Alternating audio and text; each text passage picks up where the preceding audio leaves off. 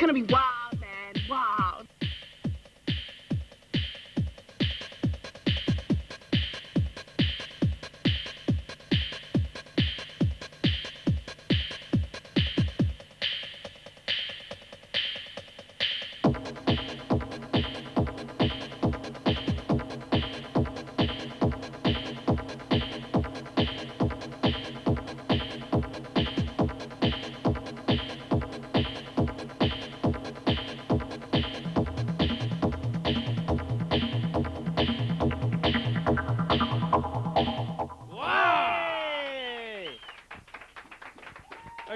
Thank you.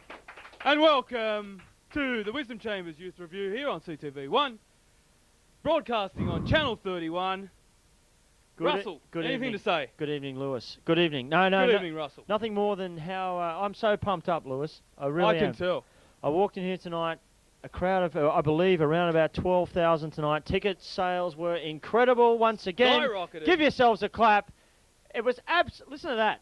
Listen to that response. All 12,000 of them coming in at once. 12,000 people. Woo! Standing as one. Standing ovation, in fact, that was. That's right. Well, 2 or 3 of them stood up. I think they're going to the toilet, though.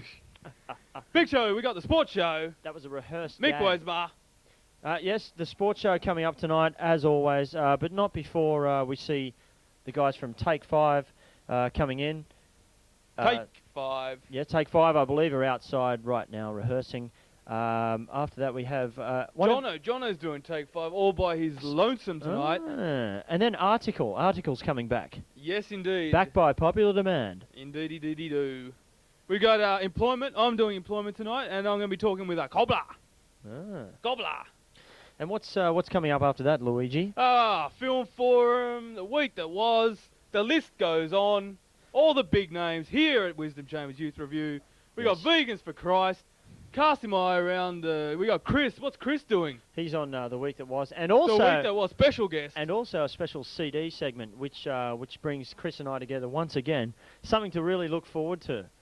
It's a well rehearsed piece that CD Beats, is it or yes? Not? Oh no, it's not CD Beats. It's a Where Are They Now look at. We picked up some old wax that we found lying around our surfboard. No, wax as in records, the frisbees and all that sort of stuff. Oh, and yes, we have found those, vinyl. and we are giving you the best of, well, the worst, but the best of what we have. Some big names there. Speaking of big names, WCYR is very proud to announce a special competition. Well, what's so special about it, Russ? We want some input from the viewers, Luigi. It's the WCYR People's Choice Awards. Oh, they will be coming up very soon. We won't be sending out any voting forms. What we'll need you to do is give us a call. You know the number. What's that number, Russ? 96982968. Say it again.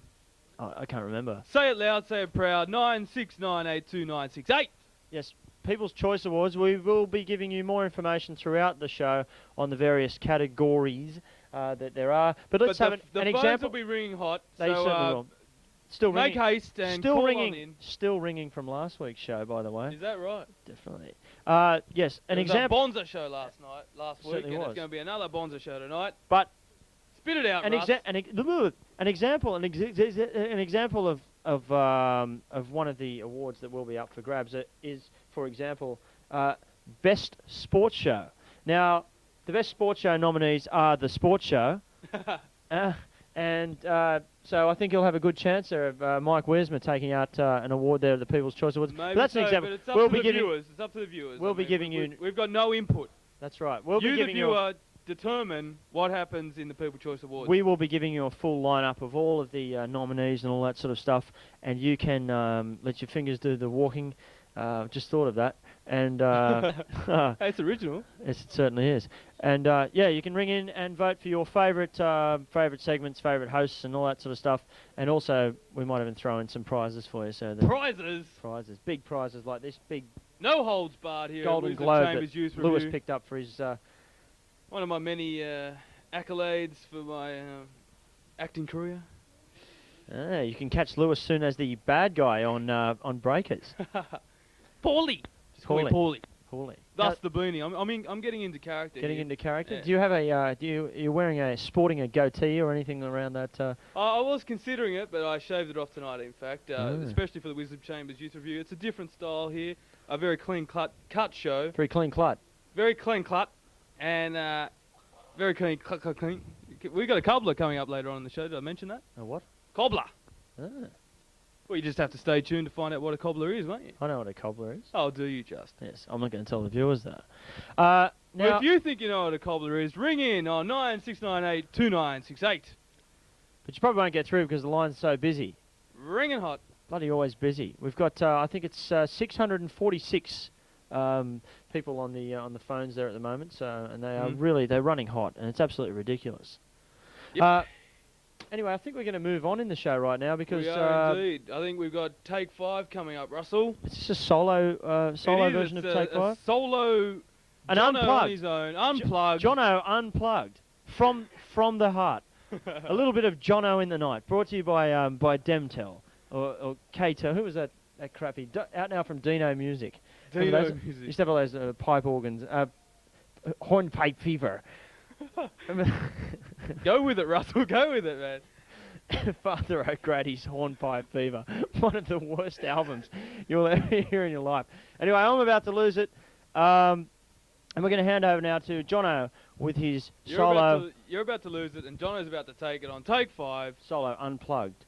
Version of Heard It Through the Grapevine. What's the 3 words this week? What are the 3 words? We can't. There's only one person. There's only there, one. so they Well, all take one over word. each. One word. You may remember last week we had a competition where we had 3. Grapevine. Okay, great. Last week we'll just tell you just quickly, we had 3 words last week. Viewers were sending in, there were so many requests, so many things, blah, blah, blah. They had to send in 3 words, and Take 5 would rap about those 3 words. This week we were sent in from Graham Johns of Newcastle, who actually Graham. He sent in, g'day Graham, if you want to, if you're real. G'day. And he sent in the word grapevine. Grapevine, indeed. And here is Jonno With grapevine. Take it away, Johnno. Grapevine. I've got to say sorry. I just got to say sorry because all the other boys just ain't here, so they ain't with it.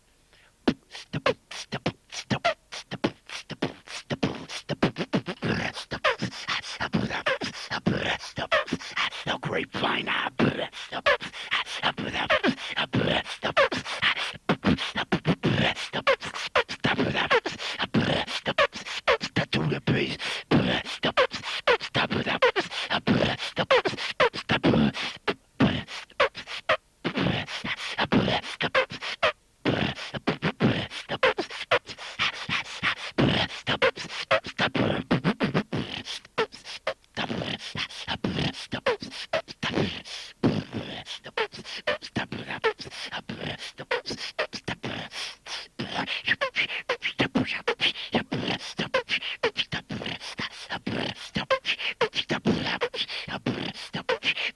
Grapevine, the John C, the Graham Johns, down the grapevine, here we come. Offbeat, I'm sorry.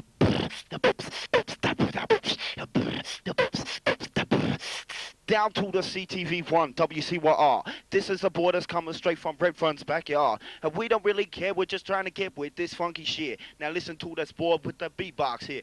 That's just a brush.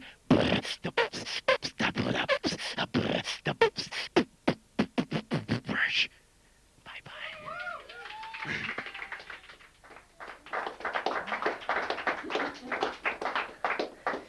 You know, history has seen Beethoven, they've seen Tchaikovsky, they've seen lots and lots of amazing musicians. We've got Madonna, Prince, we've got Snoop Doggy Dogg, but has history ever seen anything as fantastic as Jonno? Not only does he need no other instrument, his voice becomes just one with humanity. But if you think that you can outdo him, and you probably think you can, but mind you, it's a difficult task, give us a call on 9698-2968, and you can come in and like do whatever it is you do. You can use an instrument, it doesn't just have to be your voice, and you can come in on take 5 and try and actually, you know, show your stuff. And if you actually win the prize of being better than Jonno, which is so hard to beat, wait for it, you get this. Your own measuring spool. Now you may think this is a useless, worthless utensil, but you just wait, because this can become a part of your music. No one ever has been as uncreative as humankind. And yet, at the same time, we've been able to create something as obscure as this. It's something worth having, because it's going to be worth a lot when there are no more of these around. So basically, if you actually think you've got something worthwhile and, you know, you're a pretty good musician or you think you're a bit of a talent, well, come on in and, you know, we'll give you a try. We'll stick you in front of the camera. You can show a few people what you can do. They may not be watching, but, you know, we are. And, yeah, give us a go. Well, we'll give you a go, because we're a youth program. And on our youth program, we like to entertain the youth. And we like to encompass the youth in the entertainment of youth by showing youth doing youthful things, such as creating music out of their own youthful accord. And another thing that youth do is art. And now we have Vicky with the art show, with Article. But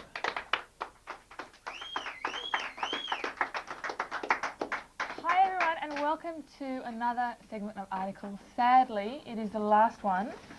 So, yep, Lara left and I'm leaving. So if you're interested in taking over the art segment of WCYR, please ring 9698-2968 and you can continue this great legacy of art discussion that has been Article so far this year.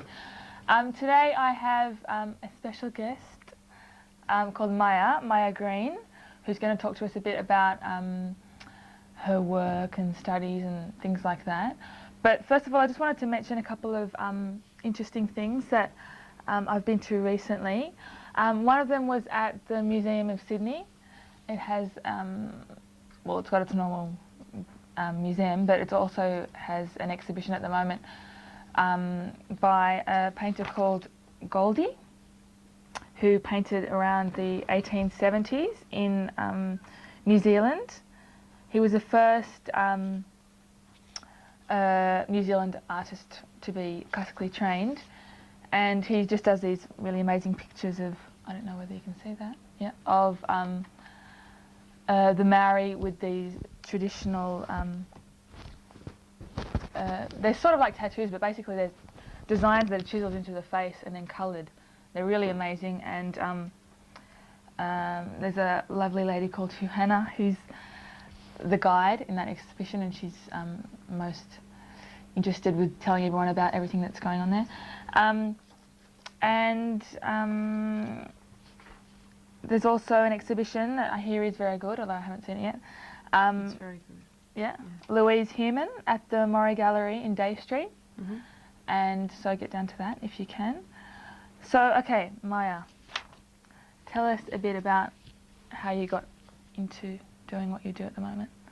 Why did you, or no, not why, because that's a bit too complicated. Why? I'd always been drawing. I mean, for a long time I used to draw birds when I was a kid and draw horses, draw a lot of animals when I was a kid. I mean, as all kids do, and it just grew. And for a while I just got really interested in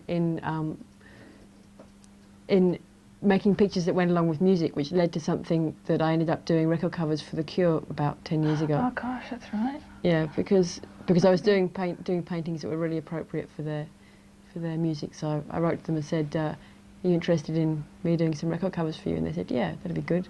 They really liked the pictures, so that was one end point of that.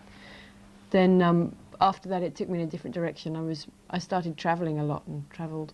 I mean, most recently I've been in Eastern Europe and across to Iran.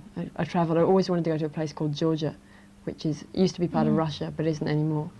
So I went on a long journey. Went there? Yeah, it took me about a year, and I travelled from the east of Europe. and saw some very strange things on the way. And for me, art is about, I often use it for explaining to myself and then to other people about some of the things I've seen and experienced. So, which brings me to the last show I did, these. which had a lot of. Okay. Can you go in to see that? Yeah. Okay, so what sort of series was this? They were part of a series of.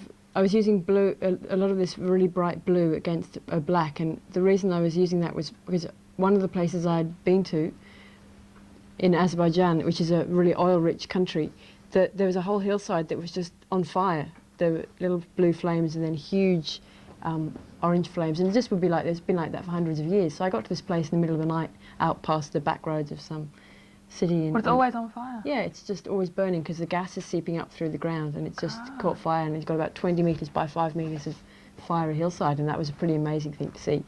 So, so those paintings were kind of to do with that, and also I was thinking of like this sort of blue gaseous subject I was imagining coming out around the Earth. So they were, that's what they're about. Just out of interest, what did you use to make? The blue stuff is a pigment. It's an ultramarine pigment. Right. So it actually comes off like that. Right. But it's stuck into a varnish. The red black stuff is like a varnish made from a tree gum called damar varnish. Right. So did you just sort of figure out that technique by playing? Yeah, the way that I paint isn't. I mean, I'm trained fairly classically Western style because that's what I did at college. But I'm much more interested in playing around with things and finding ways of making, other ways of making images. Yeah. Okay. Well, if you could just tell us now about, you've got your next show is coming up in August, isn't it? In a place called First Draft, which isn't far from here, near Central Station. Yep, Chalmers Street. Yeah. First Draft, go. On the 19th of August, running through to the 6th of September. These are small pictures that are designs for the main pictures that'll be in there. These are, again, sort of to do with that place I was talking about where there were fires coming out of the ground here. It's a sort of desert landscape. And what I've done is I've sort of exchanged the colours here, so the fires are a blue and the sky's taken on the orange. So this still looks really bright, but it's actually done in reverse because the sky's been made the brilliant part of it. Right. And this one, if you want to show,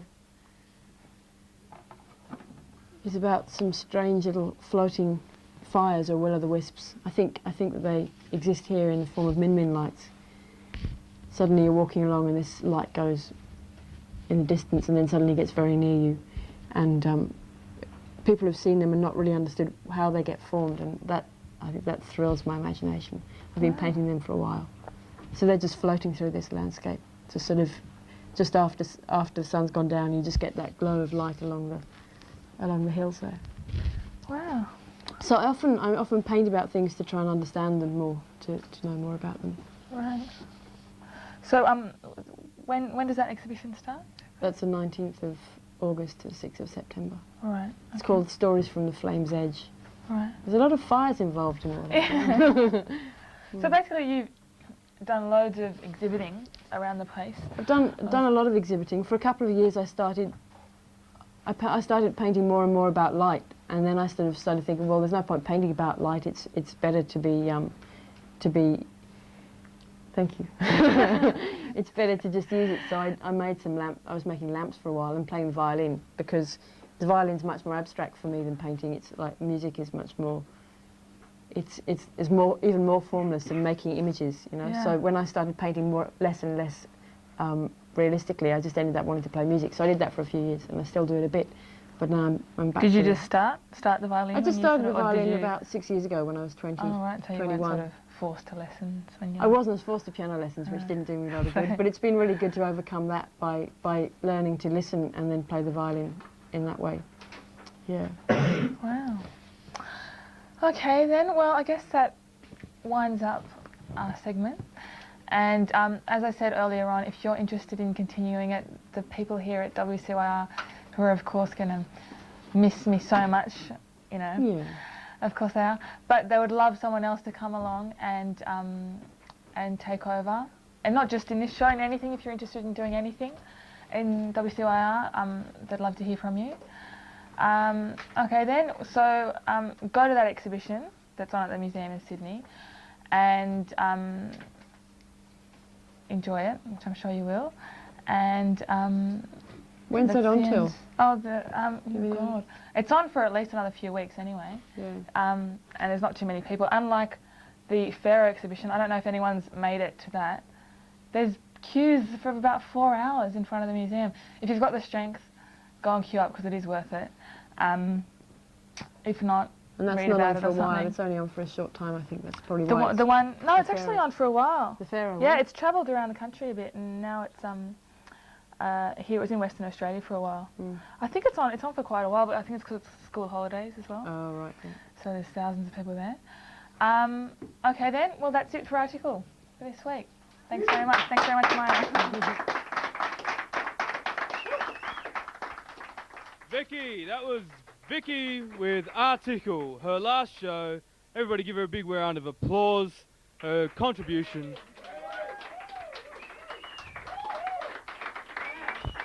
Now, if you're watching now, you are lucky because you can realise that we have a bit of an opening here at CTV1. And if you've just joined us, CTV1 is a Redfern-based program, and we broadcast on Channel 31, and the show is on Friday nights, and it's called Wisdom Chambers Youth Review.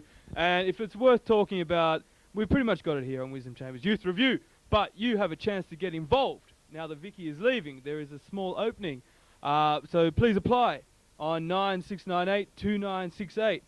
That's also the number for our People Choice Awards, which we're conducting on 9698-2968. We have here a postcard from Justin, our old presenter, who says hello to everyone and to our massive audience. He says hello and says that he'll be back soon, and something about alcohol and sex, and lots of it. So, I don't know if I was meant to read that out, but anyway, that's Justin for you. We also have, apart from being broadcast on Channel 31 and having our own little production studio right here in Redfern, we have email and a website that you can get involved with and send your comments or whatever you'd like along to us on the web. And the email address is WCYR@AussieMal, spelled AUSIMAL.com.au. Or if you want to come to our web page, and it's not just our web page, you can find out about any show here at CTV1. We've got shows on Saturday night, Sunday night, any night of the week virtually. And all you have to do is look at our web page and you can find out all about it and find out all about the people that work on the show here currently. And as I said earlier, if you get in, you could be on that web page as well. The web page is www.AussieMal, again, same spelling as before, .com.au/WCYR. And our phone number again, 96982968. 96982968. And the address, Box B01, McKell Building, Redfern 2016. And that's all the details you need to know to get involved and become one of the presenters or creative geniuses here working in the studio, whether in front of or behind the scenes. Just give us a call, 9698-2968. Coming up now, we have Vegans for Christ, which is a show with Caroline, and she'll be talking about... What are you talking about, Caroline? The Grapevine. Yes, it is indeed the Grapevine. Running theme tonight. The Grapevine, isn't that right, Caroline? Yes, she's nodding. She's talking about the Grapevine. Caroline, take it away.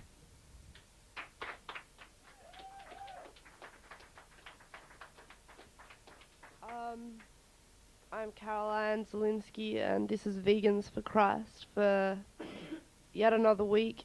And this is quite possibly the worst week of my whole entire life. But don't worry about that. It won't affect my performance of the show. Anyway, I think we can all safely agree that a lot of songs produced today have the word love in it. Friday I'm in love, or the theme love, Be My Fantasy Baby, what's that Spice Girls song? If You Want to Be My Lover, you know, you get the drift. There's a lot of love songs out there. And you've got to wonder why, because when I look around, I don't see many people in love. And some people think that love will save us all. And they think that love is the most important thing in the world. Some people argue that love is the meaning of life. But I just think that's a load of bollocks. If you actually think about it, love was probably invented by the Catholics in the year 1000 to make sure that people got married and devoted their life to an individual so they could mutually devote their life to God and not try and overthrow the government because of their dissatisfaction with the poor quality of food that was being produced for the working class people. But some people actually think love is a good thing. I think I've actually spoken about love before. David Suzuki describes love as a series of 3 chemicals being overproduced in the brain.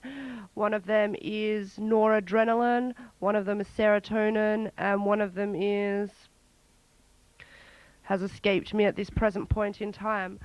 Anyway, these 3 drugs, what happens is you meet someone, apparently the chemicals are picked up in your nose that this other person produces, and love is then, swooshed about the head as if you'd dropped a tab of acid, and this blocks your judgment and reasoning and makes you think you're in love. And that lasts for however long these chemicals last, depending on how big or small your brain is. And then when that wears off, you go to the reasoning part of your mind, and if you can still reason out logically why you would love this person, you've really got to think about it, that love remains for a lot longer. And otherwise you get that feeling of, what did I ever see in them? How could I really have loved someone with no eyes? And that's the way it goes. But still, some people, they're not disillusioned with life. They enjoy life. Even if they don't enjoy life, they live in hope, and they believe that love is the key and love is the answer. Love will save them. Love will make them not have to worry about themselves or concentrate on themselves. They can actually just concentrate on themselves in a relationship with another person. But if you actually look at love and you break it down, all it is a series of insecurities which then result in marriage, because then you're legally bound to an individual. And it's a lot of heartache and pain, because eventually, and we've all experienced it, particularly if we're 50 or 60, you have your lovers, you have your first love, and if you have a first love, it means you've had a second love, which means the first love has ended, probably in a great trauma for one of the parties, maybe even both, and possibly one of those people will never be the same again as a result of the loss of love. When you enter a loving relationship, you really, really, really should weigh out whether the worthiness of love really is going to justify that total agony that you're going to experience once the love has ended. Because, believe whoever, just ask anyone, love ends. And it's painful. And like Leonard Cohen said, there is no cure for love. And, it's just a distraction.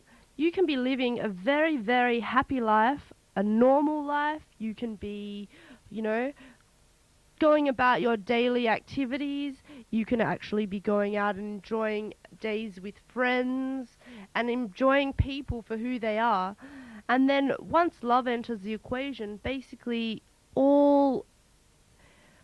just the equilibrium of your existence is thrown out of balance. Humans were not meant to love, they were meant to procreate.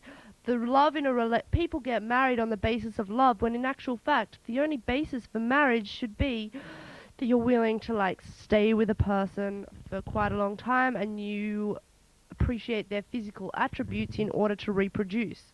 Apart from that, really, love is just a total illusion. Not everyone will agree with this, and I actually wanted to have a debate about this and bring people in, but I had no friends to bring in. So basically, I had to discuss this myself. So this is a very one-sided view. I'm offering a disclaimer here. Some people love love, and they love to love love, But that's probably because they're in love, and just wait till it ends and then come on the show and I'll talk to you. Because love is really quite a devastating affair, and speaking of affairs, excuse the pun, that can often be one of the things that totally break up something. And there's nothing you can do about it. It's not because you're a crap person or the other person's a crap person. It's just because that's the way it goes. And the best way to, deal with that is to avoid it. And some people say it's better to have loved and lost than to have never loved at all, to use a very, very overused cliche. But if I actually had someone here, I could probably debate that issue. If you actually think that it's better to love than to never love, then give us a call on 96982968, because someone here probably wants to hear what you have to say.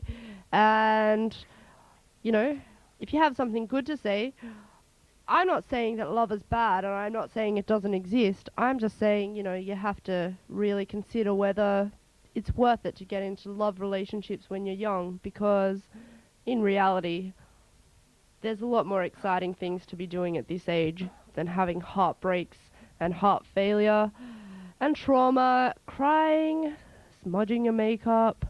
Really, it's just all bad. Thank you very much for your time. If you think love is good, call on 96982968. And if you think love is bad, call on the same number, because we want to know what the public thinks. And we want to know if the public's watching. And if you're sitting there with your lover right now, just remember, that may not be the same relationship in a week or two. Maybe it'll take a year, but you may not even know each other in that long. And the thing is, if you were friends, you'd probably know each other forever. Because you decided to ruin your relationship with a sexual overtone, you've shot your chances to hell. But good luck, and give us a call. Thanks. Bye. Oh, that was great. That was Vegans for Christ from Carolyn. And basically, I'm in your face right now because I'm going to tell you about some sponsors. Now, these are the people that help us run this program, and keep it going all the time, having fun with it. Anyway, some of these people are Family Planning Association in New South Wales, the Pilgrim Post Group, big cheerio to them, Makeup Glamour, Reverse Garbage Co-op, we've got the Metro Television, we've got Metropolitan Hardware, and Marrickville Building Recycling. Although you don't recycle them very often, but if you want to recycle your building now, go to them. And we've also got heaps of other stuff, we've got Infinity Car Sound, the cool sound for your car, and all sorts of cars. I think it's sorts, but sports cars too. If you want your nearest dealer for Infinity Sound, it's 1-800-22-68-61. Now, if you run in there and say, hey, I heard this off WCYR CTV1, the main program on a Friday night, they might even be nice to you. Anyway, we've also had this huge awards night, and it was wicked. We had a big bomb party, and it was all good. And we got heaps of sponsors from them. We got the Comedy Hotel, we got the Body Shop, the gift books or something books. We got Chauvel and Valhalla Cinemas. So if you ever dying, pop out to Valhalla. Head Over Heels hair and makeup. Some of us are bald, we needed wigs. Grafton PA hire, we needed to hear each other talk because we're the only people there. DMC lighting, we needed lights because we can't hide underneath all the dark shadows anymore. Also thanks to all the MCs and all the people that were there, and especially Dave and Taryn and Zena and Zara and the CTV1 mob. Anyway, stay with us because there's heaps more coming up tonight. We've actually got the week that was, the current affair program of the 90s, the show. And we've got employment bits, we got cobblers, I don't know what the cobbler is, but we're going to find out later on. And we've got heaps of other stuff like couch pots and just heaps of stuff going on. I mean, it's the bomb. Don't ever turn off. That's about it. And what we got coming up next is that mad video cannonball something, CD beats something. It's all good. Hope you have a good one. Bye.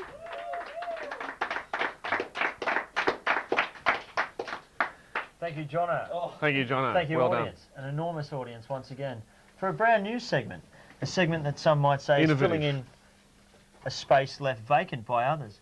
We'll be telling you a little bit about that later on in the show, but just quickly, if you are interested in doing a CD review segment or maybe some old wax that you might find lying around as band we did, profiles. we're doing Where Are They Now this week. But you don't have to put up with that for another week. If you actually would like to come in and do ACS, we do have an opening here. We'll tell you at the end of the show anyway, but we are going to get on with a show that we've got our fingers crossed about. We've been working hard on it for about a year now. Yeah. And we hope that it does work because... I would call it Russ's brainchild. It is the brainchild. This is the spawn of Russ's brainchild. It's like Derek Smalls' Jazz Odyssey from Spinal Tap. That's right. Anyway, those of you who didn't see Spinal Tap would understand the improvisational magic within that specific composition. Yes, we'll be talking about that sort of crap and a lot more of that sort of crap. Just enough to get our floor manager to the time when he says, get off, which will be in about 5 minutes. But no, we have an action-packed show for you, starting with an album that we think warrants our Where Are They Now? So you may remember this song. It's you may remember the band. Fantastic band. Inspirational band. Tell us a little bit about Europe. Well, if we just open the sleeve here, we'll see Matthias, Mick, Joey, Norm, Ian, and another John, I think, in there. And here we go. Europe are an inspirational band from Germany. And it's the final countdown. With that fantastic #1 hit all over the world. I think everyone knows that song, and I think we don't have the CD in the background, so I'm going to have to sing all of these songs for you, so just put up with it. But they're fantastic, and I mean, I think the final countdown was their only hit, but I mean, Rock the Night, I know the lyrics, I don't know. Ninja's a great song. Heart of Stone, remember Heart of Stone? Just keep going. The rest of the album was basically an absolute bomber. It was terrible. Look at them, they're terrible. But the question is... Look at their hair. The questions I have... guitar, I have thought long and hard about over the past year. Where are they now? Because you know. Right now, they're in a German beer band. Two. Called the Bierhof Express, and they play in the Beer Hall of Munich, which is in Munich, of course, and I think they get a big crowd around Oktoberfest time, but they say, we're in a band called Europe, and most people say, yes, Europe, this large continent that we all live in, and they say, no, the band Europe, and most people, stare quizzically at them and don't know what they're talking about. Oh, well, there we go, Europe. Small round of applause for Europe, a band that we believe might be coming in on the show next week. Hope so, thank you. Fingers crossed. Thank you, Europe. I wonder what song they'll sing. Final Countdown. Perhaps. Our next superb album is one that I'm, not too familiar with, in fact. Smokey, what a great band from the mid-70s. Smokey. Can you tell us something about Smokey whilst we get a close-up of them and look at how groovy they are? They're very groovy. Of course, they're very well known for their massive super hit, Living Next Door to Alice. Covered by Kevin Bloody Wilson as Living Next Door to Alan. More, as a parochial flavour in there. Brainchild of Mickey Most and the songwriters Mike Chapman and Nicky Chin, and who went on to form such bands as Susie Quattro, Hot Chocolate, fantastic bands all round. The Knack with My Sharona, they wrote My Sharona, very clever guys. They had a string of hits, didn't they? They had a massive string of hits through the 70s. When Taste was gone. What was it? My Sharona on one side and Let Me Out on the other side. Let Me Out. It was the worst song. This is full of terrible songs. Frisbee material. This is full of It's Your Life. I'm not quite sure if anyone would know that. But the other big hit, of course, is Needles and Pins. Oh, yes. I'm sure a song known to all of the viewers out there. But they're a fantastic band, of course, very fashionable. Right. And they maintain credibility to this day. Of course they yes.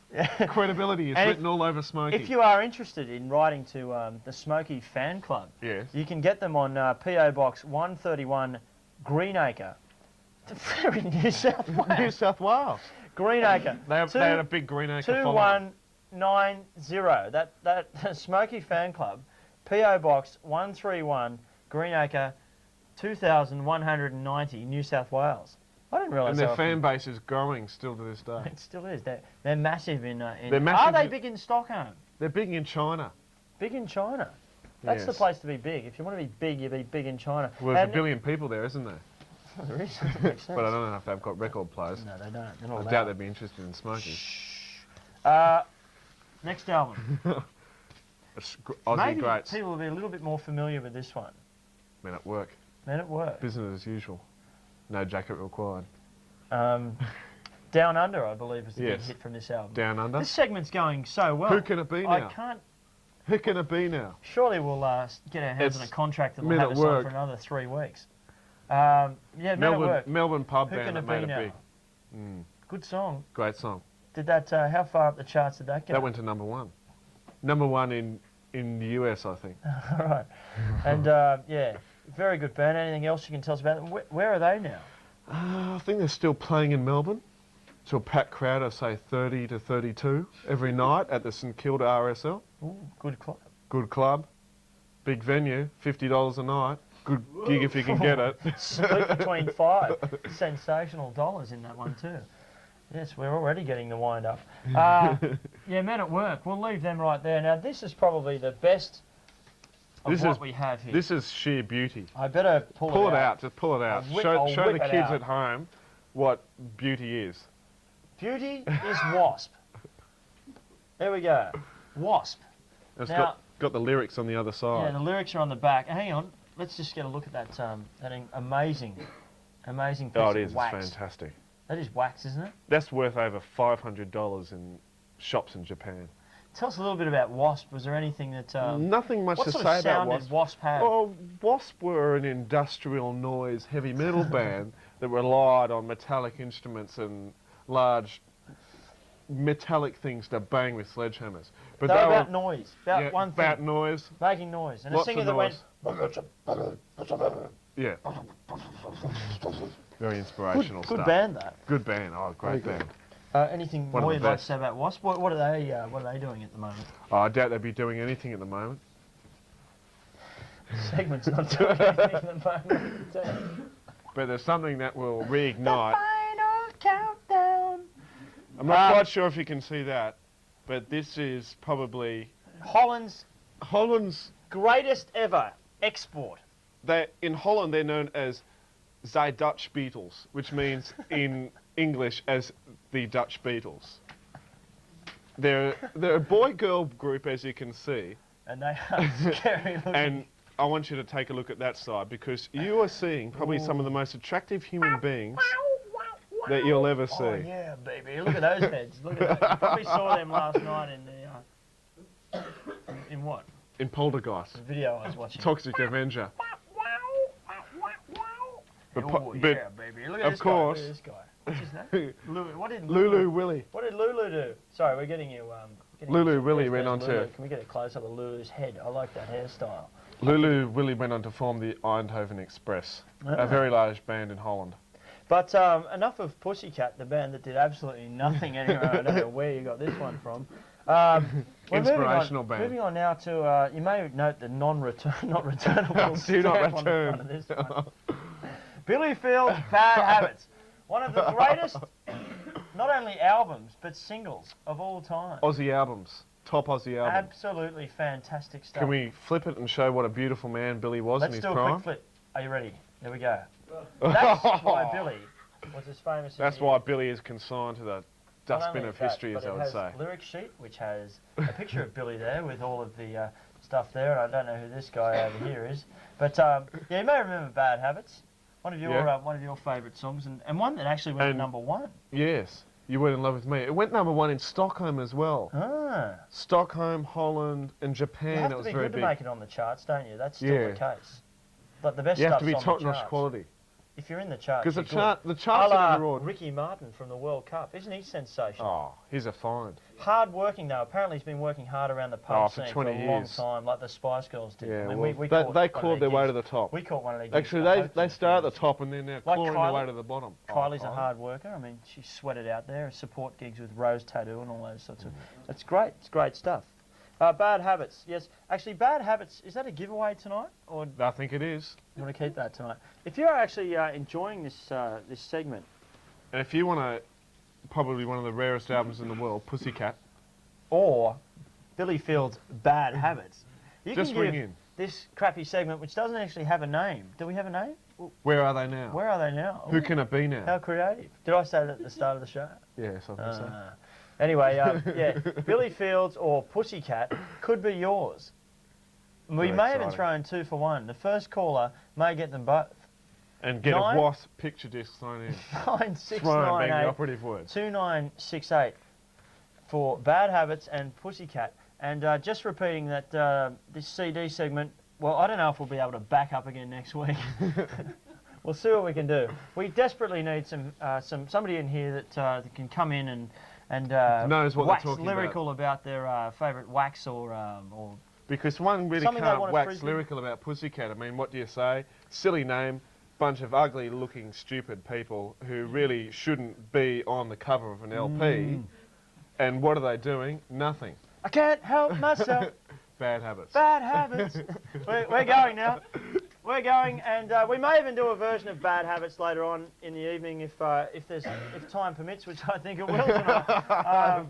Lucky viewers. So look out, because we've got the lyrics, and we're going to get 4 people out of the audience, so we're all going to sing Bad Habits. We're going to go and rehearse it right now, and that's it. Well, we may see you again. We'll see you later in the week. It was anyway. See you. Bye.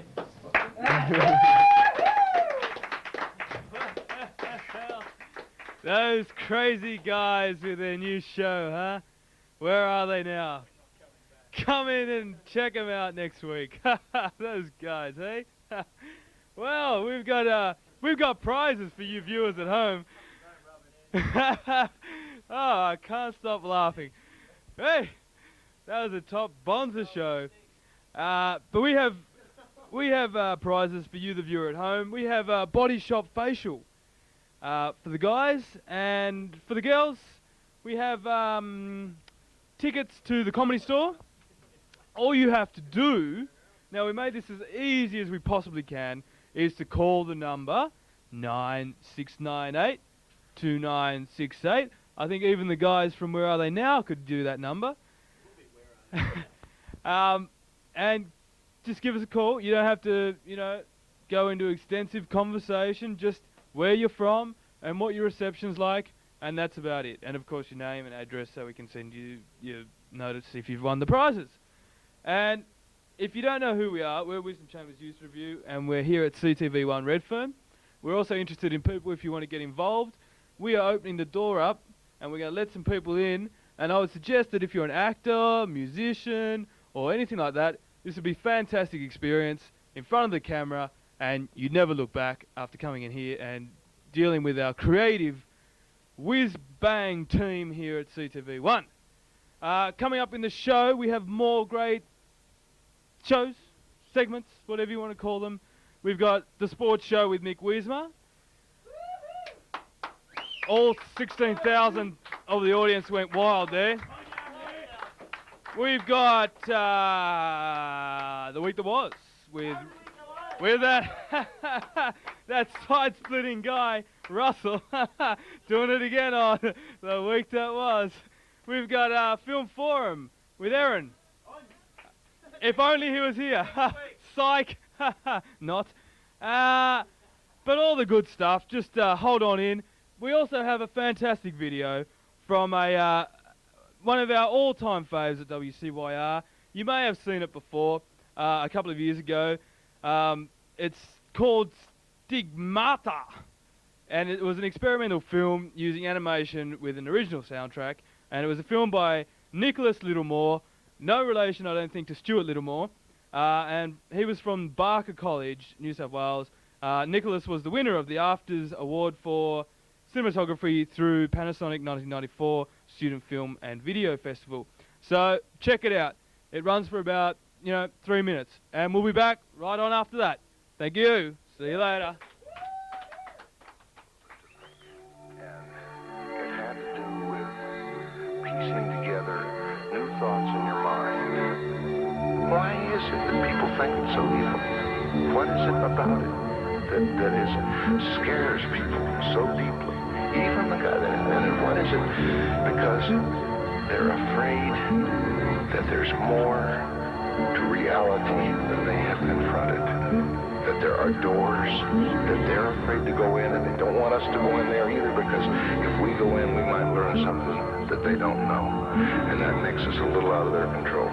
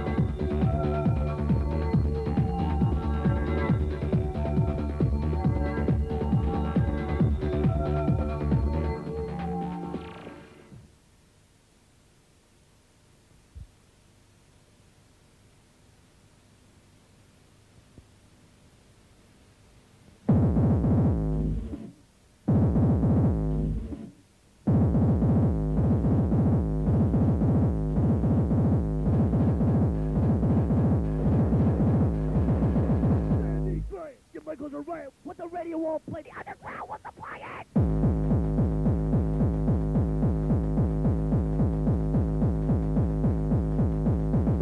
The underground wants to play it!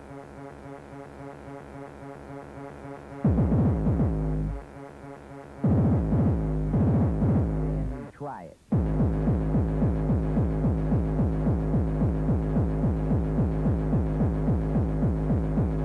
It might cause a riot.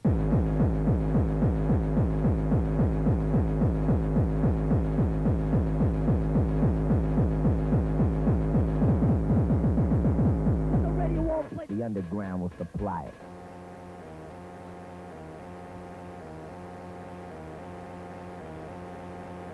What the radio won't play?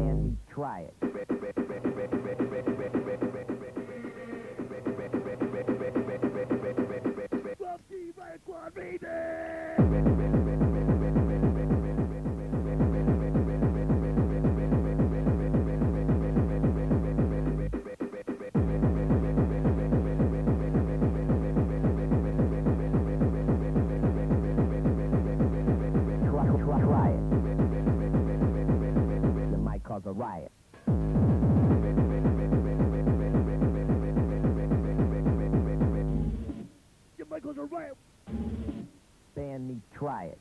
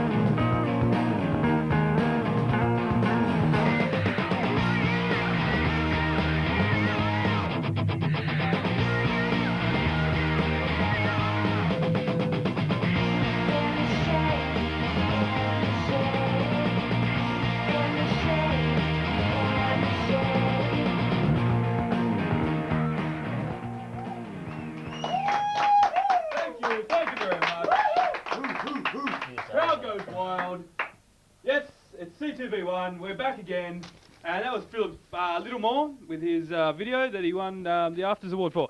But we have lots more live stuff here in the audience and in the studio for you, the viewer at home. If you want to give us a call on 9698-2968, that number again, 9698-2968, you can do so. We've got more segments coming up. We've got the sports show with Mick Wiersma. We've got the week that was with those funny guys from Where Are They Now? We've got action-packed show. We've got employment. I'm gonna find out what a cobbler is and talk to a cobbler who's female. Yeah, that's a little hint, but might be a bit obscure for some. But we have the week that was with Russ and Chris. I don't waste any more time. I'm going to throw right to them right now with a big, huge close-up on Russ straight away. Take it away, guys. Thank you. Yes. Thank you, Lewis. Thank you, Lewis. Yes, we are the funny guys from Where Are They Now? And Lewis, if you want to come in and do Where Are They Now on the notice that we had to do, you can come in and do it for sure. Anyway, we did a great job about 5 minutes ago. But anyway, a special warning here for people watching. Warning. The following program contains unrehearsed gags which some people may find offensive or just downright stupid. WCYR recommends viewing for immature audiences. Now you can go to the two-shot. And there we go. Welcome to exciting stuff. The week that was. The week that was. The show that digs deeper into any other stuff that any other sort of current affairs sort of show. We get the dirt on the dirt, so to speak. We get the dirt on the dirt. I'm Russ, and this is Chris today. This evening, actually. Aaron is away on assignment. He's in Beijing at the moment. He's reporting on a topic. He's got a cover story coming up for us over the next couple of weeks. Kind of story. He's finished his wildlife specials, and he's actually started on a new thing over there in Beijing. Aaron of the Outback, I think it is. It's all hush-hush at the moment. Yeah. But anyway, the week that was, we're the people that bring the news to the world, and let's get on with the news. Okay. Very exciting news. Aussie rockers Cold Chisel are making a comeback, despite the fact that Jimmy Barnes still can't sing. But there were a very exciting cover. They're doing Style Council's Shout to the Top, as well as Duran Duran's Rio. And also he's doing a duet with Natalie Imbruglia, formerly of E Street fame, I think, one of those shows, Islands in the Stream, popularised by Dolly Parton and Kenny Rogers. So I'm looking very much forward to that. Well, he's stuffed up many a great soul track on his River Deep Mountain High fiasco, which is now a good frisbee, which is available for $5 from any decent record store. You can just get it and just go, sheesh, cop that, Jimmy. Well, that story went well. Got us off to a flying start, a pulsating start. It's that sort of show. Sort of show that's not afraid to get people and just punched them right between Go, the face. Jimmy, you can't sing. We love you. You're an Jimmy- icon for Jimmy Scotland and Barnes. Australia, but you Bam. can't sing. Whack. Anyway, in Dallas during the week, Pearl Jam concert. I believe you were there. Certainly was. Enjoying the noise. And apparently Dennis Rodman from the Chicago Bulls decided that he would get on stage with Eddie and the boys. And Eddie actually welcomed him onto the stage, but didn't realise that Dennis would stay on for 45 minutes. He only had him on just to say hello. Say This is hello. Dennis Rodman, This he's our is Dennis friend, blah, Rodman. blah, blah. He's got funny Cha-ching, let's hair, cash he's got in on lots of this. tats. Yes. But Dennis came out, no shoes, no shirt, swilling a bottle of red or something like that. But as I say, he wouldn't get off for 45 minutes until the guitarist from what's that guy's name? I'm not a Pearl Jam fan. Stone Gossard told him to off. Yep, please, And, please be gone, Yep, Dennis. just told Dennis to piss right off, and Dennis Get apparently off. was pretty shattered by that, and left. So 45 minutes they had to put up with Rodman running around stage, tackling people and trying to... What a sight that would have been. That would have been exciting, wouldn't it? Did he get paid for that? No, he didn't. Wow, well. Oh, bit of toing and froing there. Yeah, wasn't it? certainly. Very exciting stuff. I've got a very exciting story, a local story, an eastern suburbs story. Bondi Beach cafe owners are threatening to remove outdoor tables in protest of paying the highest council rates in Sydney. Supposedly, council rates are over $400 per metre. That's on the promenade of Bondi Beach. And this would mean once they are threatening to remove their tables from the cafe set and threatening to destroy the burgeoning beatnik set of Bondi Beach. So, beatniks, as in skivvy wearing leather jacket, poetry reading folk from Bondi Beach. And I think that's a sad day when Bondi Beach goes back to fish and chips and surfies. Definitely. Yeah. A story that, well, if I welcome the cafe people. I say, please come from wherever and take up the beach. Don't even consider going in the water, but drink cafe latte. Interesting. You've obviously got something against those people deep down, I believe. Huh? I've seen you swilling a latte or two at Of course. very fashionable Right in there. cafes. Reading poetry. Anyway, we're going to get on with the news here. That's what we're here for. In Vancouver, a 38-year-old women. I'll start again. Take two. In Vancouver, a 38-year-old woman has been spared a jail sentence after she cut off her husband's penis. Apparently, she was quite angry about the fact that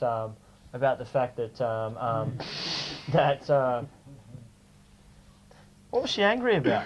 She was angry about the fact that her husband had been running around so he chopped it off. running around with a younger woman, and so she cut his penis off. And I'm glad to see that the law How did came she down manage to hard do on that? her with a machete. They have Was got he her- asleep at the time? Was he awake? Hang on, she's been ordered to attend counselling and life skills classes for 2 years. Life skills? As in, what's the first message of the life skills? Do not chop off husband's penis with machete. Yeah, they explain the That's importance. one of the life They skills, explain isn't the it? importance of the penis and how In that terms of if you procreation. chop it off, Yes. it's useless. Yes, it is. Yeah. It's basically just a glorified Yeah. pretzel, isn't it? Anyway, Now. going well. Aren't we? On the back of an absolutely incredibly successful show, we've already had calls actually. Yeah, we've had calls. And The they're phone's still- ringing hot. They're still coming in about the success I've got of Where a Are They fashion Now, story. and we've backed it up once again with Direct from our Deborah Hutton connection. Go on. She says, the talk around Milan and New York fashion houses is the Australian Ugg boot. Now, the Ugg boot is making such a dramatic comeback that Hollywood celebrities such as Goldie Hawn, Minnie Driver, Heather Locklear, Tom Cruise, and Pamela Anderson all wear and enjoy Ugg boots. Sorry. Especially annoying during the story winter from- months. Yeah. And they're selling out all over California, I believe. Okay. They're a hot item, the Ugg boot. Australia will be riding the back of the Ugg boot into the 21st century. Oh, great. That's fantastic news, actually. The It Ugg is, boot's it's great quite a- news. Yeah. Let's get on with our cover story because I actually was in Detroit during the week, and I uncovered a story that Michael Jackson is investing in a casino over there. He's actually spending $1.6 billion to get involved in the casino business. He's building a massive complex, as I say, in Detroit. It's going to feature the Michael Jackson Thriller theme park, which has, of course, the feature of it is this massive child mining centre, the Michael Jackson Child Mining Centre, which features Is it called the Michael Jackson Care Hear me Centre? out. It features this enormous mattress in which Michael lies in the middle of, and the kids, right, they're walking along and the parents just walk off in their own direction, and they've got this big chute, and the kids, all the parents go to one side, right, and the kids are left standing there, and they look around, and they start playing like ABC, all that sort of stuff, and then you hear Sesame Street, and it's shoot, and then they drop down into bed with Michael. Hello, everybody. And they get to play with the chimpanzees. The Bubbles and is all in those there. rubber things. Bubbles is in there. Latoya's in there with her snakes. Jermaine's in there doing whatever. They've all got those Jermaine animal does. fetishes, haven't they? They're all in there, and there's Michael. He's in there, and he'll look after you. So I think that's going to be another winner for Michael. Very good. $1.6 billion. That's right. Couldn't be going to a better cause. Certainly couldn't. No. Well, I've actually got tickets for the opening of that park, but we'll talk more Hottest about that. ticket in We may have a giveaway over the next couple of weeks. But you've got more stories. I've got a story. Believe it or not, the show's getting better because I've got we've a story from here. one of the, in America known as the vice capital of America, Miami. Professional dancer, i.e. stripper, porn star, Tawny Peaks, what a fantastic name, was her real name. her real name, was describing her dance act to a television courtroom during the taping of the People's Court yesterday. Judge Judy, I believe. And Peaks... Judge Judy. She's like Joe Pesci. Yeah, She does. female version of Joe Pesci, except she doesn't wheel an axe. She doesn't swear that much. No. Peaks was defending a charge that she had injured a club patron due to her large pendulous breasts. Pendulous. Pendulous. Yes, This yes, is a court description here. Right, okay. Large pendulous breast striking the assailant in the side of the face, rendering him unconscious. The patron was rushed to hospital, but was all right, thank the Lord. He was all right, but decided to sue the club. No. The judge. It's unusual in America, isn't it? Well, it is. It's not a lit. Oh, we're going to even try. The judge ruled in favour of the club and Tawny. Ah, well done. Anyway, another story that certainly stopped the world. A new survey revealed that Michael, sorry, I got Michael on the brain, I'm sorry, I get excited. Michael Jackson. The funeral singer, Elton John, apparently gets invited to more parties than any other celebrity. Well, yes, that's right. Tatler magazine has announced in a stunning new survey that they went through a guest list of 250 people, 250 of the year's most happening social gatherings. And they went through and found the one, people with the most bloody things. So 74% of the time, the big man was there, Elton John. Apparently he doesn't turn up to many of the parties though, but he was invited to parties such as Ugly Dave Gray's 58th birthday party, which we did go to. Yes, of course. Molly was there. Molly was very excited to see Elton. That was after the Molly-Elton breakup, and Molly and Elton came back together again. Good party, that one. Yeah. Ugly Dave Gray was he on did top get of invited, his but didn't turn up to Kerry Ann Kennelly's 78th birthday party. But sad day. She was looking forward to a duet. Well, yeah, she certainly was. But yeah, that story didn't really go anywhere, does it? No, it doesn't go anywhere. Elton John, top of the A-list. Past Big tense, story. present tense. That story doesn't really go anywhere, does it? Elton John always a good subject, though. Yes. Very exciting. This show's bombing. No, it's not. I can smell a bomb. Get us out of the ditch. What have Well, we got? Spice Watch. Spice Girls. I want to hear a cheer for the Spice Girls. Woohoo! There we go. Everyone's very excited. I've got my lunchbox at home. If you haven't got it, you're a liar. Now, one of the Spice Girls has called off for an engagement to a Mr. Jimmy Guizar. I think Guizar is Spanish for guitar. So Mr.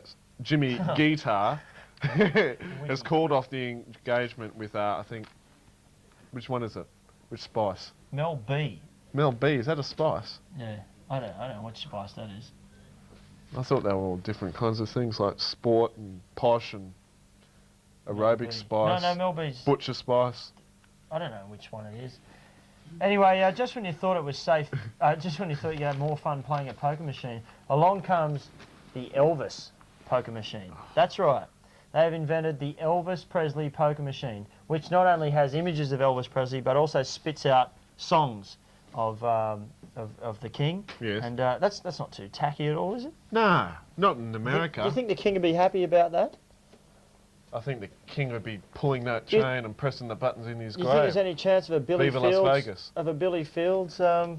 It's already in the. Billy It's already in the tubes, I hear. A Billy Fields Jupiter's Casino bad habits. thing. We'll bring him back in because we He's need our him. favourite subject. We need you, Billy. He's an inspiration. He certainly is. Yeah, Australian Billy rock Fields, icon. Bad Habits. The album we choose to listen to here on the week that was, me and our stand-in presenter Chris Earle. Aaron Free, if you're watching, we don't need you back anymore. Based on the riotous success, not only of Where Are They Now? Beats, Where Are They Now? And Supplanted CD Beats with Where Are They Now? yes, And the exciting LP giveaway.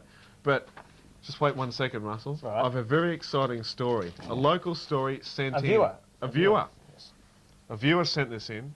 And Mr. Bruce Samazan was recently shopping in Coles, Surrey Hills. He decided to buy a packet of kettle chips. Wow. He's in the money if he's buying kettle chips, isn't he? They're a Not the bit home more brand expensive ones. They are the Not as much MSG. Elton John of chips, so Very to speak. nice. And this old lady hit him with a trolley. Bruce was irate. Right. Bruce wanted to see the manager. He wanted to have the lady locked up. He wanted to sue. And he kept on screaming repeatedly to anyone who would listen. I'm Bruce Samazan. Don't you know who I am? And most people were giving him a blank expression saying, Bruce who? Bruce Samazan. Don't you know who I am? So they And that was didn't it. know who he was. No. People will have forgotten. They're like they've forgotten Melissa George. Where have they been? How wouldn't you know who Bruce Samazan is? One of the most charismatic, The hair. yet hard-nosed. I'm surprised. Clever. Very, Charisma. very clever. I know the screenplay we're putting together at the moment, a hard-nosed detective series. The man we want as our detective, centrepiece. our Steve McGarrett, as you, if you will, or as you were, or whatever I say. The Steve McGarrett of the show would be Bruce Samazan. He's so hard-hitting. And who would his offside be? It's so obvious. Melissa George. Melissa George. Melissa George, Bruce Samazan. Detective series. How wouldn't that work? Do you know the word that comes to my mind, Russ? Bomb? No, credibility. Credibility. Indeed. People won't watch, but it'll have critical credibility. Directed There'll be by write-ups in Forrest Rolling Redlich. Stone. Was it Forrest? Who was the guy that directed New E Yorker. Street that had Mr. Bad? We'll bring Mr. Bad back from E Street. Reverend Bob. Sonny Bennett. Sonny Bennett was good. No, Reverend Bob, he's got some cred now. He's working in the ABC. Oh, that's With a right. show that's got cameras that go like this. Yeah, very avant-garde. Yeah, you're watching. Lots of fast flow. Sorry, you what? know. I actually Lots saw of that. violence. Huh? Huh? Better than our show. Anyway, Well, our we're, show's very avant-garde. It certainly is. Cutting edge. Bruce, if you're watching... Bruce, we know who Actually, you who are. did we saw it in Kmart the other day in Bondi Junction. We that's saw right. Barbara. Barbara who used to from be in Sons and Daughters. Sons and Daughters. Remember Barbara? She still had the same stuff on. And she had those boots. She had those big brown boots. And who did we that were see massive. when we were walking? And they're like the one Conan the Barbarian wore because they got 84. these big. She was so 84. We thought we were back in the 80s. We were excited. Then we walked. As we were leaving Kmart Bondi Junction, who do we see but Malcolm Kennard, a.k.a. Harley from E Street as well. You didn't recognise him. I said, this is No, Harley. you said there's Harley. Then Harley started running and said, "Look, I've had enough for today." And Leave me there's alone, paparazzi. Hey, you paparazzi, leave me alone. He was on the phone at George Clooney. These big hoods came after us and asked us for our cameras, but we were out of there by then. And But Tom it Cruise. just reinforces the industry knowledge that Bondi Junction is the mecca of the stars. Certainly is. Been a few of them wandering around up there, hasn't there? Mm. Tom Cruise. They Nicole don't Kidman. call it Hollywood Avenue for nothing. That's right. Anyway, we're going to depart now because we've certainly overstayed our welcome. And as the comments fly in the background, and we will say goodbye for another Say week. goodbye. I'm Thank you off very to much. Istanbul to cover something. You're off to Stockholm. Stockholm with Molly to cover Natalie and Savage Bruder's Savage concert, Garden. which should be great. With Jimmy Barnes and Savage Garden. What a concert. Amazing stuff. Aussie rock. Anyway, we're out of here. I believe the sports show is coming up very soon, so stick around if you like sports. Even if you don't like sports, it's Stay for time Mr. for Michael Wiersma. Michael Wiersma. The little fake wink, Mike Munro style. Big See you next week.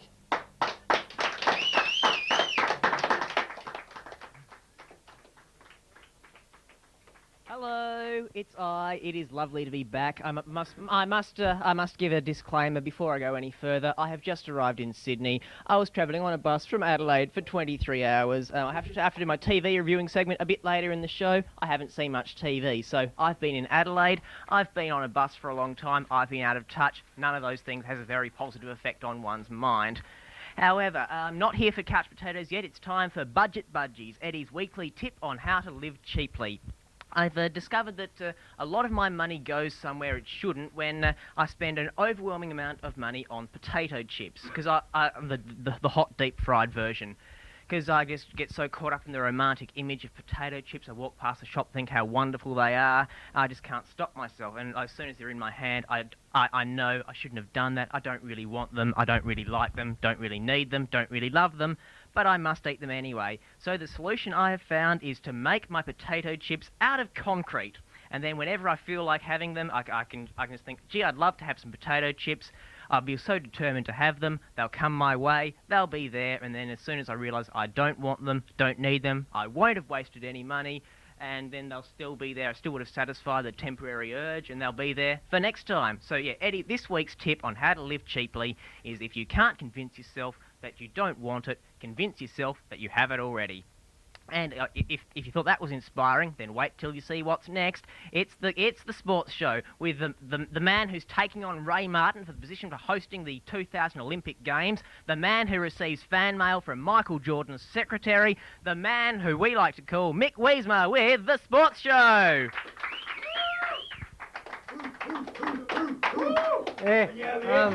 Thanks for the round of applause, and welcome to this week's edition of the Sports Show. First up, I'd just like to talk about Syquer.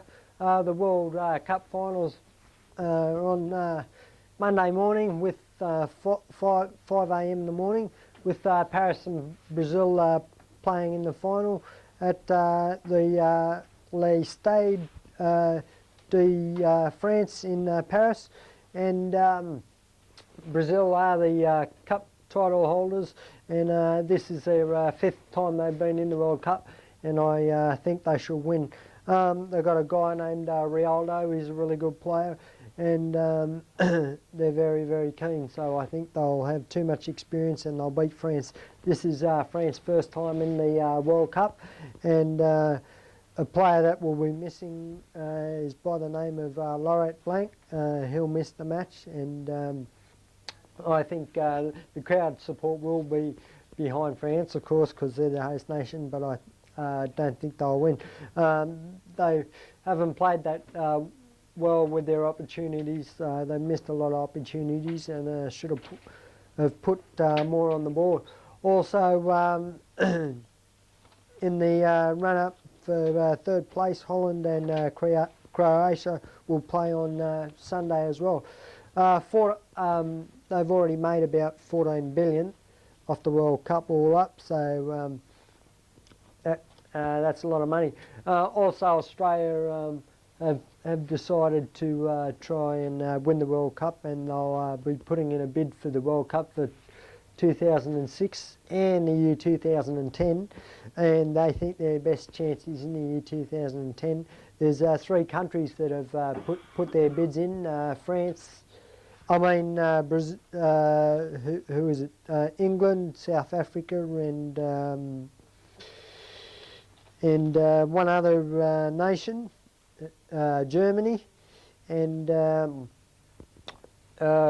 think we'll have a good chance in the year 2010, because some other nations like Germany and England have had some rioting and all that, and if Australia do win the right to host the World Cup in the year 2010, they'll need 8 international stadiums to host the event.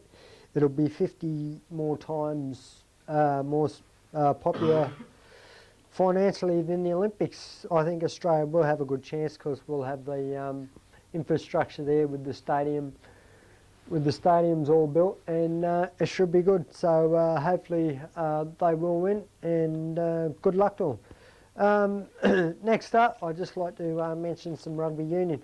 Tomorrow night, Australia and New Zealand play in the first Tri-Nations opener at the Melbourne Cricket Ground with some players from Australia, Tim Horan, Jeff Roff and Phil Kearns to watch, and from New Zealand, Michael Jones, Chris Cullen and Justin Marshall.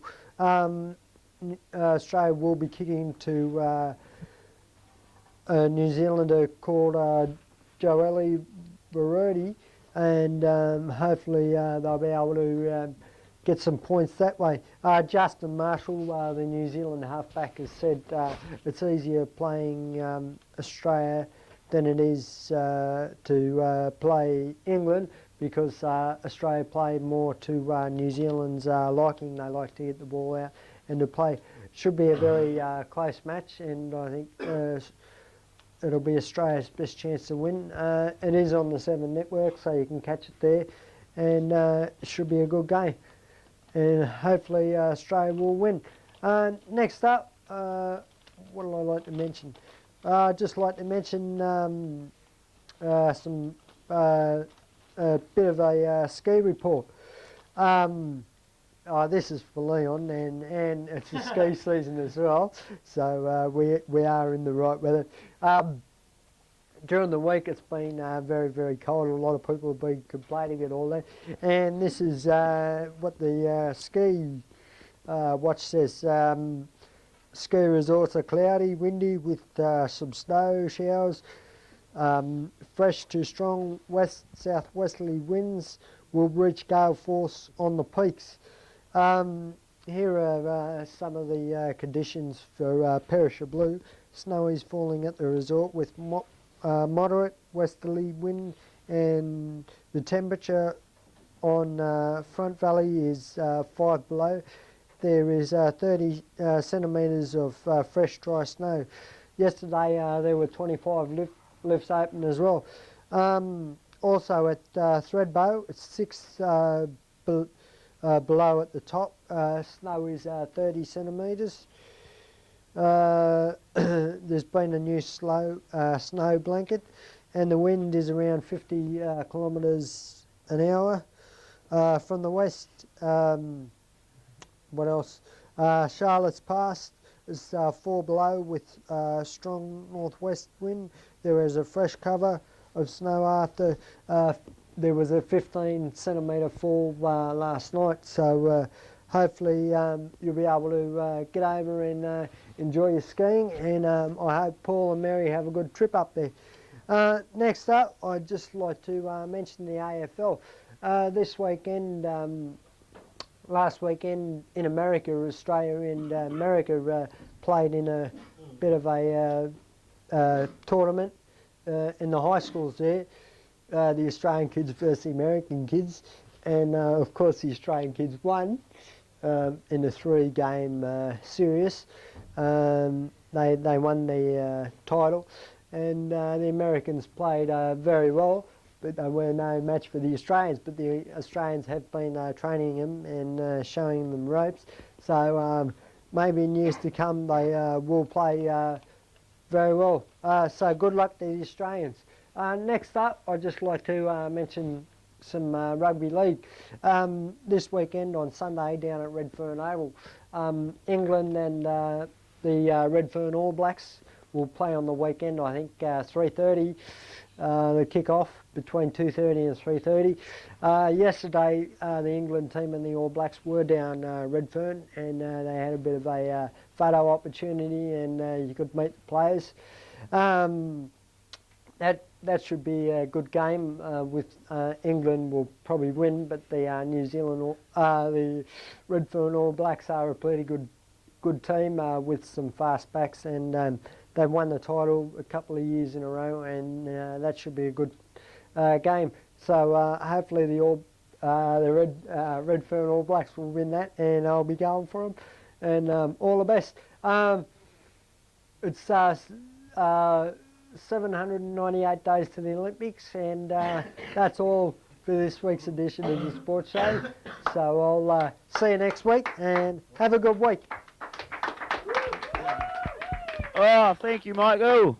Thank you very much from Michael, and that's a sports show, and there's all mad stuff coming up, like cobblers and stuff. And anyway, what I'm here for to tell you is there's loads of stuff going on the next couple of months, and like we got the Iron Duke, we got the Deftones. They're definitely coming. Definitely, it's on 18th to the 16th, all ages, and August 18th, over 18s. We've also got some other stuff going on, like, if you're interested in theatre or television and all that stuff, there's a course going for enthusiastic people, young people here, and they want production, management, and theatre technology. That's what you're getting. It's accredited by VTAB, and it's from August to June 1998 to June 1999. It's a bit scary saying that, isn't it? Anyway, we've got like Club Bent, that has spawned a love child that is shaking. Get down. Now, I think this is like a performance night, like just little skits and stuff called. There's Groovy Biscuit and Teretska Dmitsk, something like that. It's all good. Anyway, we've got Injection Forum. It's just heaps of little things that are all going on. It's at the Performance Space in 199 Cleveland Street, Redfern, as if you don't know. And it's on Saturday night, the 22nd August, from 10 till 5:30 in the morning till the afternoon. And like it's free refreshments and all that stuff, and you can book seats on 9698-7235. Repeat that, 7235. Anyway, there's heaps of stuff going on there. What else we got? We got Open 98. It's a performance. It's open mouth and open mind performance. It sounds good to me. That's at 199 Cleveland Street as well. That's July 21st, Tuesday, to Saturday, the July 25th. Yeah, from 8 o'clock, and it's 10 o'clock for full price. $8. $10 for full price. $8 for concession and $5 for tips and members and all them people. Anyway, that's basically it. We haven't got much to. Hey, hang on. What's this? Fresh off the presses. Thank you, number 892. Whoa, One Nation's cash flow woes. Look at this. Fresh off the print. Look at that. It's really soft and yummy and stuff. Check it out. 75% of One Nation's revenue is like from memberships and stuff, right? And they were expecting 500 grand from the electoral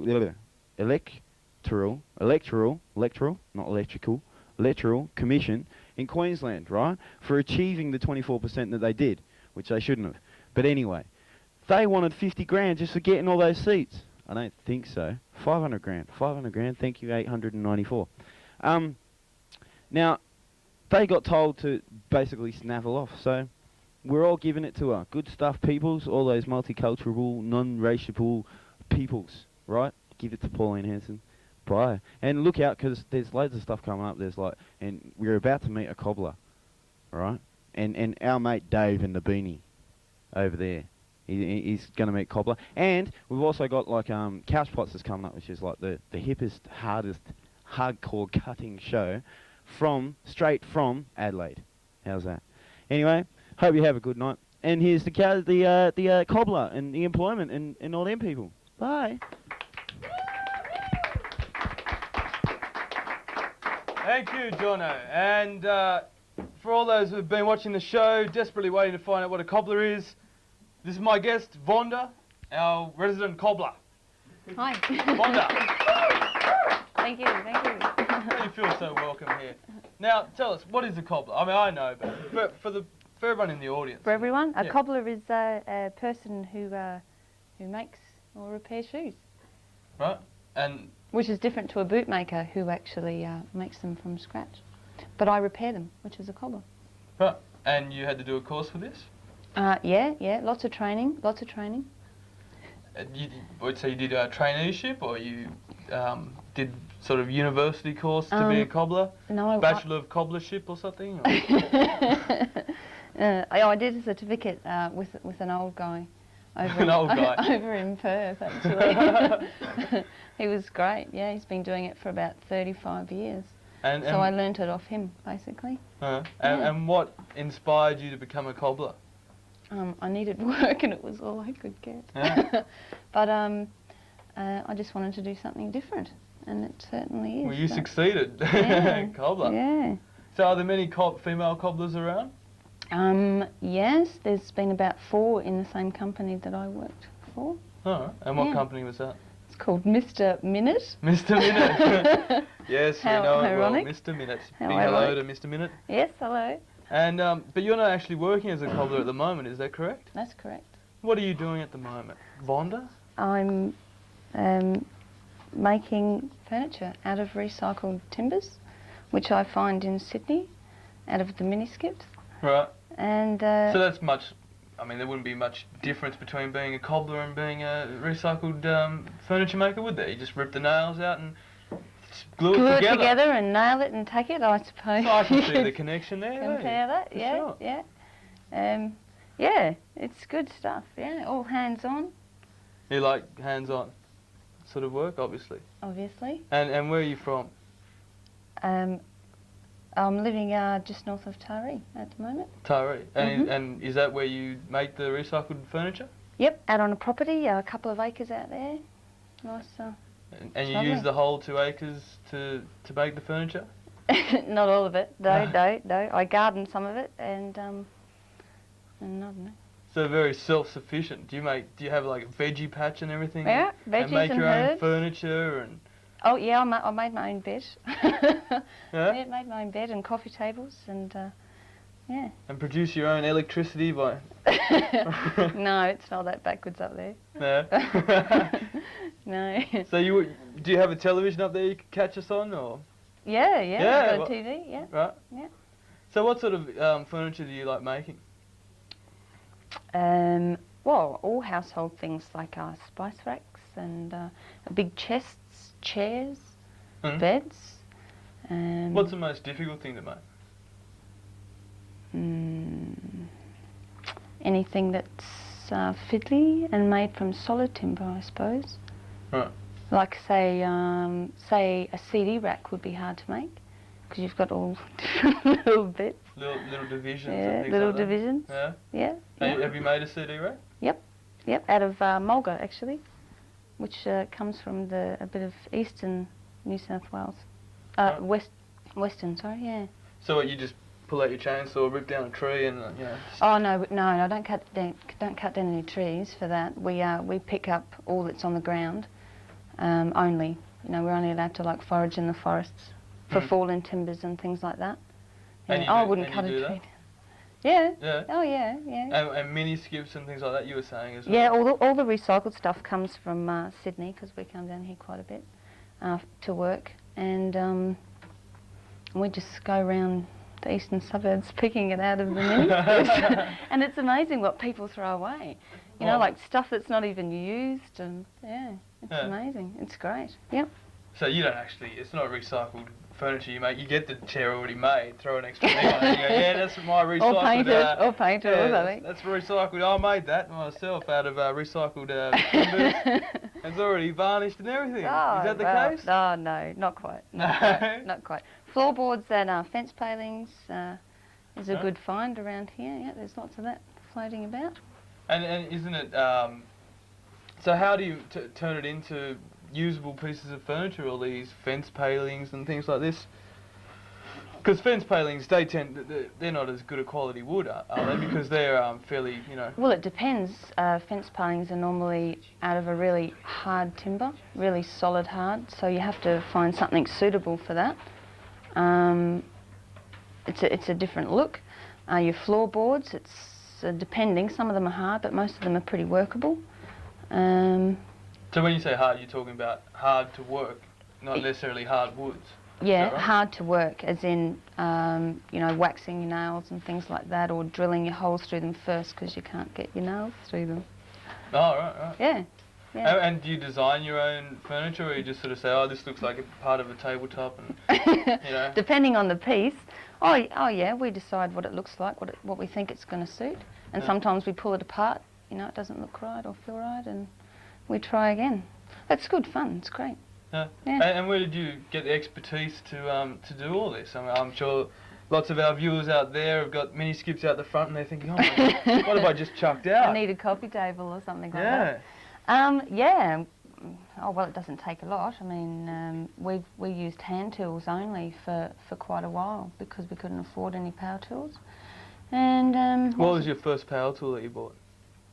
It was a drill. A drill. A drill, because hand drilling in defence posts is really hard, actually. Yeah, it was a drill. Yeah. Yeah. Yeah. And what are you working towards now? What piece of machinery? A router. Oh yeah. Oh, now we're talking. Because we can get those really good designs around the edges. Absolutely. Make it look very pro. Yeah. But those little and a bits, sander will be next after that. belt sander or orbital sander? Orbital. Orbital. Yeah. Just a little one. Just a little one. Mhm. Any particular brand allegiance Oh, it has you to have? be Makita. Makita? Has to be I'm a big Makita. Makita fan myself, actually. Yeah, that's it. Yeah. Yeah. All right, and so where did you learn your woodworking skills from? Your boyfriend, who you also do the working? My dad, actually. Your dad? Yeah, he's a carpenter joiner. Right. So I grew up in his workshop. And he just taught you everything you know? Oh, most things. And you've always just been keen on doing that love sort it. of- I love wood. I love, you know, the smell. It smells great, and Yeah. it's excellent. Oh, well, Vonda, thanks for coming in, and hopefully next time you're in Sydney, you can bring in a few pictures and we can have a look and... Great, love to. Yeah? Yeah. All right. Thanks well, very much. Vonda, that's a date. Next Thank time you're in you. Sydney. Okay. Everyone, thank Vonda for coming in and talking to us. Hey! The cobbler with the mostest. But now, over to Caroline. Whether you're a cobbler or an alcoholic, CTV has a place for you in our hearts. And if you want to come on down and work a camera, sit in front of a camera, whatever you want to do, we've got quite a few openings at the moment.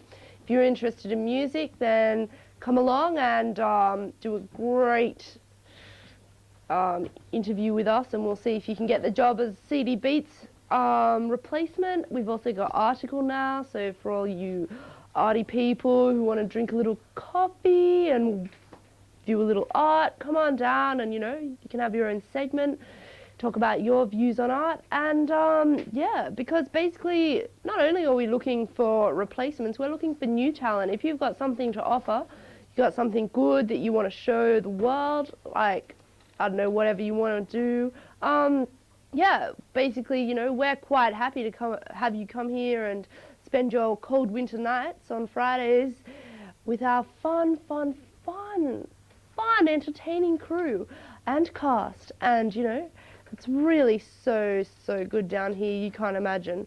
And to reiterate just how good CTV and Channel 31 is, we've got Eddie with Couch Pots.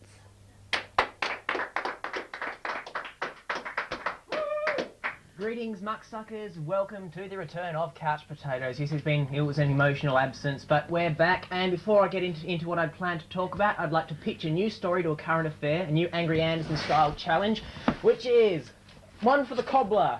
Can they fix it, or is even this beyond the cobbler's help? I'll be passing this on to the cobbler after the show, and then we might get a follow up on that next week. That is a shocker. Okay, an official word from the cobbler. The considered professional opinion, it is a shocker. Okay, before one thing I must mention before I get any further is to congratulate our good friends at Wheel of Fortune for achieving a week of live television. It can't have been easy for them, but they pulled through. They've got one more on Monday. Congratulations, people. Big round of applause for our good friends at Wheel of Fortune. And of course our dear friend and inspiration, Mr. Bert Newton, for achieving 1,500 episodes of Good Morning Australia. No mean feat, I can assure you. I'm sure don't we love Bert as much as we love Wheel of Fortune? Go Bert! Yeah. Clap for Bert, clap for Bert, clap for Bert. Okay, back in Adelaide, one of the topics that was hotly discussed was how is Sydney, and the issue that keeps coming up is, of course, the Olympic Games which are destined to be doomed. We all need to do something about it, but what can I, a mere television reviewer, do to fix the situation with the Olympic Games? Well, I thought about it, I thought. It's not easy work for me, but I came up with an idea. We all know that members of our stars and celebrities, members of our TV industry are very good at coming out and supporting worthy causes. So how about we hold a big fundraiser for the Olympics, which is celebrity-geared Olympic events. The first one could be the Darren Hinch Dash. What you need to do is go around to each of the networks, have bags thrown at you, catch the bag so you can get the sack from each network, just like Darren. After you've been around, left all the networks, you stand in the middle of all the TV stations, take off your shoes like these ones here, maybe ones which are slightly better condition if that's possible. And then take out a match, set fire to your shoes and burn your boots in the media, just like Darren has.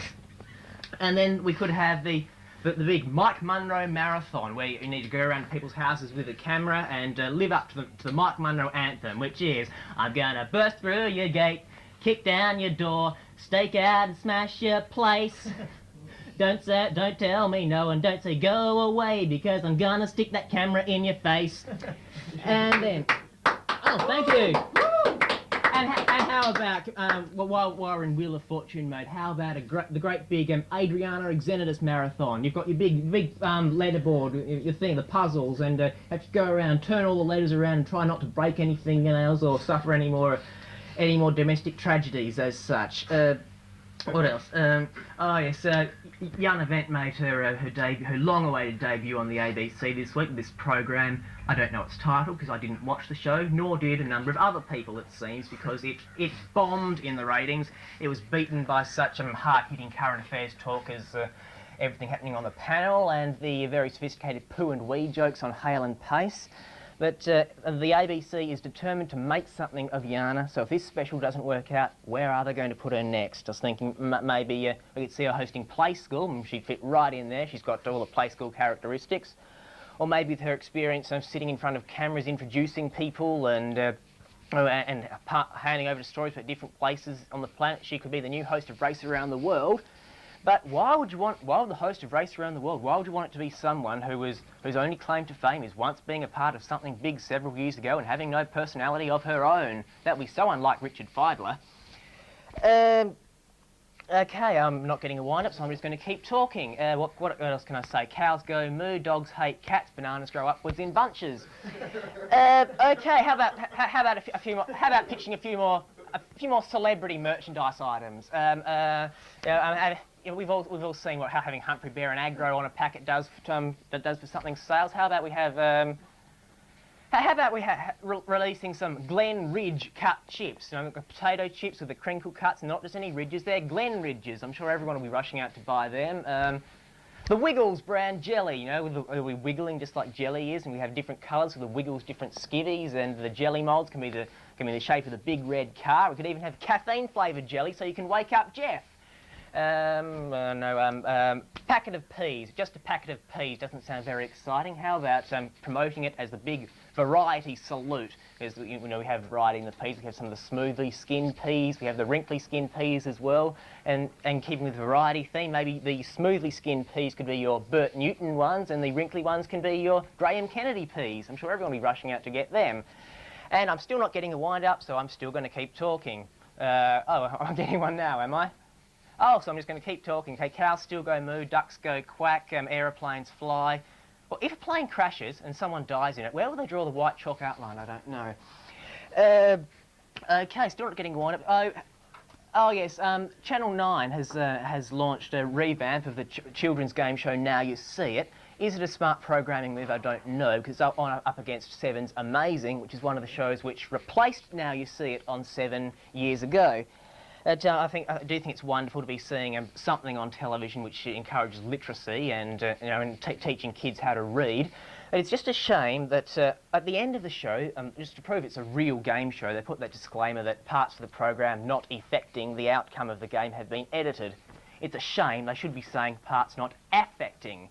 It's rather hypocritical that a show that's based on spelling words doesn't actually know how to spell its credits properly, but it's something that teaches kids how to spell. That's a start. I mean, maybe a few years down the track we will see a show that teaches people the difference between a noun and a verb. and I'm still not getting a wind-up, so I'm still going to keep talking. I wish I had Foxtel. Do you know why? Because it would make TV watching so much more exciting. The channel surfing, instead of just going crap, crap, crap, crap, crap with free-to-air TV, we could spend hours going crap, crap, crap, crap, crap, crap, crap, crap, crap, crap. Hours of fun in that for everybody. And I'm still not getting a wind-up, so I'm getting wind up now. So I'll just share with you the 4 most important things you need to know in life. Number 1, there is no answer. Number 2, ignore people trying to make sophisticated claims about the secrets of life. Number 3, because this is being said by somebody trying to make sophisticated claims about the secrets of life, ignore it. Number 4, jelly beans come in lots of different colours. And just remember, as a wise woman once said, people who quote me are fools. That's all from Couch Potatoes, all from me, almost all from the show, but first we're going to pass to my 2 new best buddies, Lewis and Aaron, to close the show. Let's hear it for them. Hey, Aaron. Aren't you, Aaron? Yeah. My, how you've changed. You've finally cut off the ponytail. Yes, Good to and see. I've lost the glasses and I'm trying a totally new look. You got your sight back. You've just this joined week a on Film religious Forum, cult. I only Is that had correct? time to see 1 film, so I was going to... and it gets $5. No.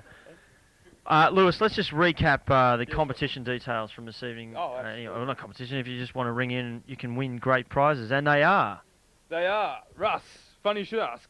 We have a body shop facial, or you could have probably transfer that for a back wax, if you're a bloke. But we also have tickets to the Comedy Store, and all you have to do is to call in here, our 9698 2968, and tell us your name and address, and you'll be in the running for the prizes, and I think you'd have a good chance of winning it if you ring in. You could be lucky. You could be, and just let us know where you're from and what your reception's like.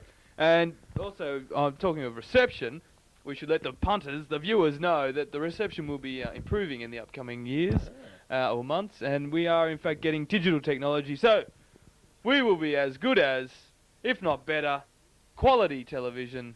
The reception will be better. Reception and content. And content. Than any other of those two-dime shows that you might see on those commercial television stations. Such as?